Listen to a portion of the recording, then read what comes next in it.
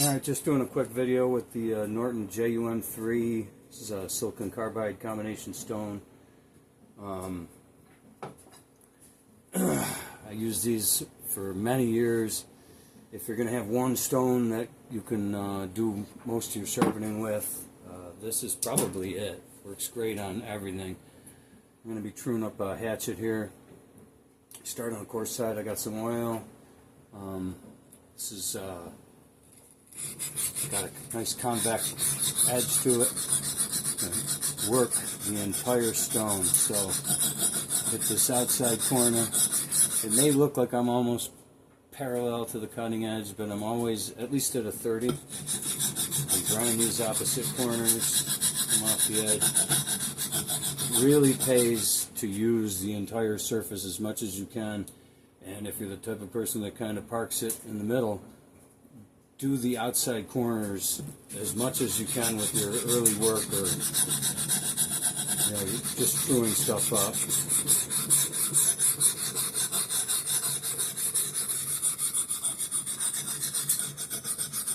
Because flattening these can be done, obviously, but it's no fun. It's much harder than a water stone.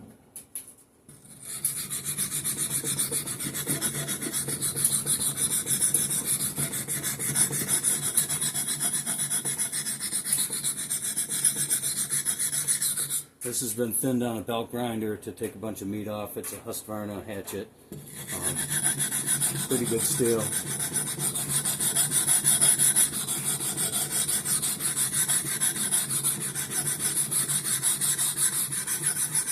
Taken it out camping a bunch of times and only used a sharpening puck, which is probably fine.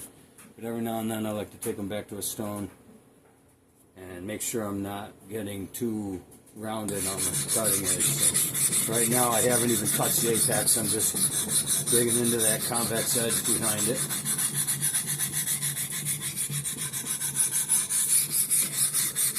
I'm kind of leaning on it, which is fine because it's going to help refresh the surface.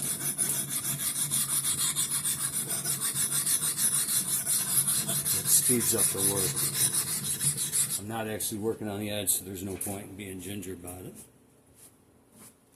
If I take a look, I can see I'm getting close to it in a couple spots, but I'm not quite there. So if I just slightly lighten up the pressure, still going to use the whole stone.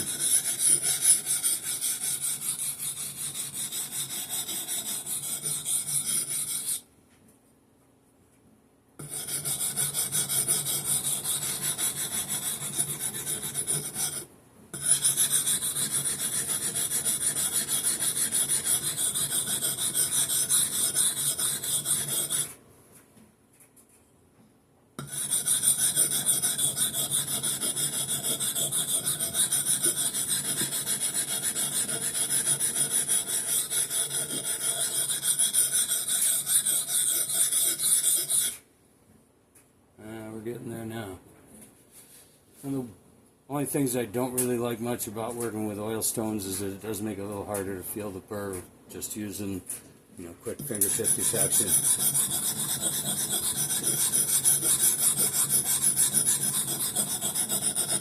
As with most sharpening, you're going to do most of your work on the coarse stone. Once you get everything set, knocking the burr down and refining that cutting edge is pretty quick work compared to setting it in the first place. I can feel a slight burr the whole side.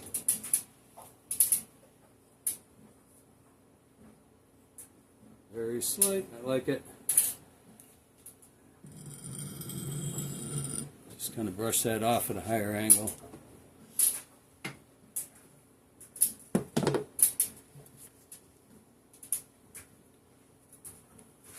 Wipe this off.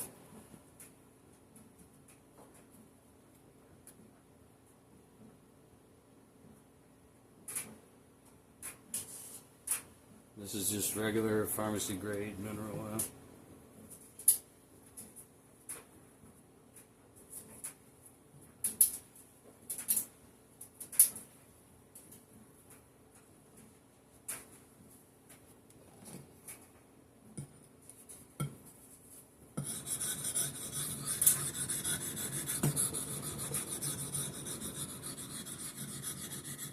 Again, I'm not quite hitting the edge at this point. I know I'm not.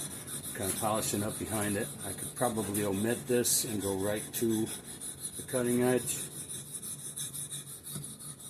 But I like to use this as a lead-in so I can kind of sneak up on that edge. It's very easy when you're working on convex tools like this to slowly make the actual, last fraction of an inch, fraction of a millimeter, slowly round that over, and then you got to reach a little further every time. At some point it becomes a bigger job to reset it, so just easier to do the work.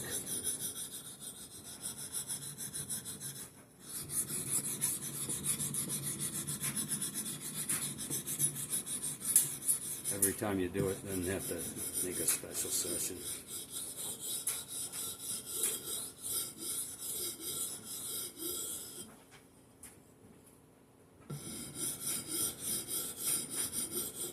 Just very lightly rubbing this guy.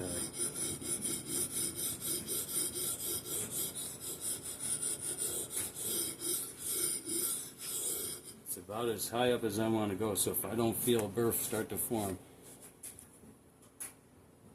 I'm going to take it back to the coarse stone, but I can feel it.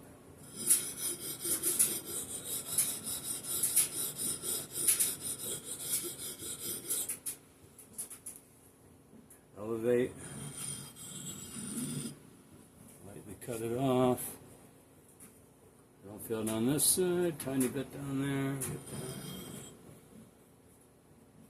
Hasn't flipped.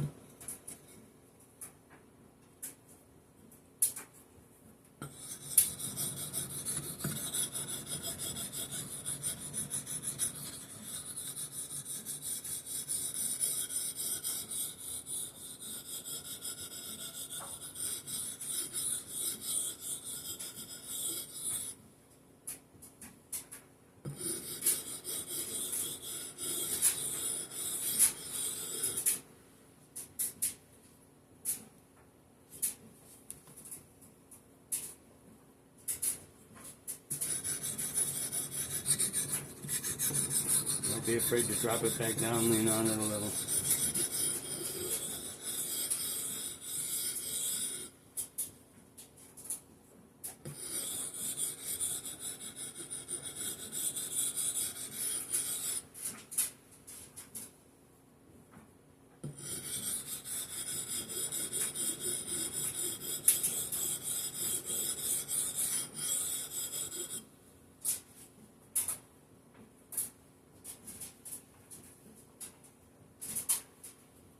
Just feel that puppy.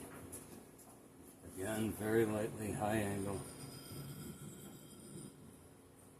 Picture you're just trying to brush that off. Once these guys get a decent amount of oil on them, sometimes you can backhone a little bit with them. A lot of times you can't without raising a new burr, folding the edge at a microscopic level. The softer the stone, the easier it is to do something like that. Sometimes on these hard ones, it's a little difficult. So I'm just wiping up the oil and the fine swarf, wrapping it around my stone on the coarse side. Now I'm going to strop with that. This will do a more rapid, probably a better job than fussing on the fine side of the stone for another 20 minutes.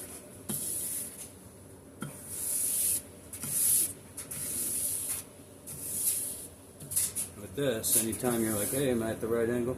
You can give it a little push. You feel a catch on that paper? Yeah, you're right there.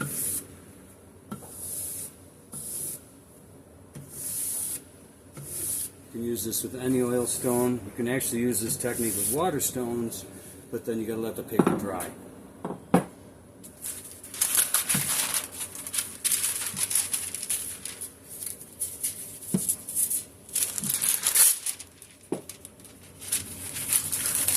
I was going to do a couple passes with the plain paper. If it were a high carbide stainless of some sort, I wouldn't bother with this step. sometimes on these carbon steel you can get a slight burnishing effect from the paper. The imperfections in the coarse stone are creating pressure spikes that are actually capable of burnishing. It's not a tremendous effect, but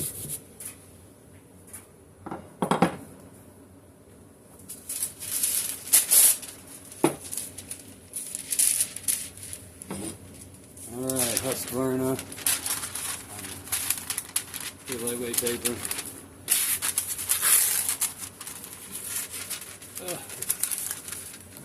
It's a flopper.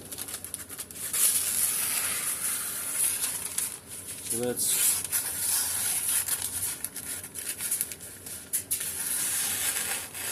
gonna work pretty good camping, I think.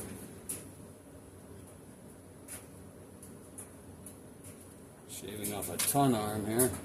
Okay, well anyway, thanks for watching. Norton combination stone. You can get a lot out of these if you take your time, learn it, and it just gets easier and easier. And these bigger ones are a great value. I like the 8-inch ones, except that 2 inches by 8 is pretty narrow. 2.5, the 3x10s are kind of, or 3x8s are kind of iffy. I have a set of those and they seem like a totally different product, so I highly recommend the combination if you're going to go Norton Crystalon. Anyway, thanks for watching.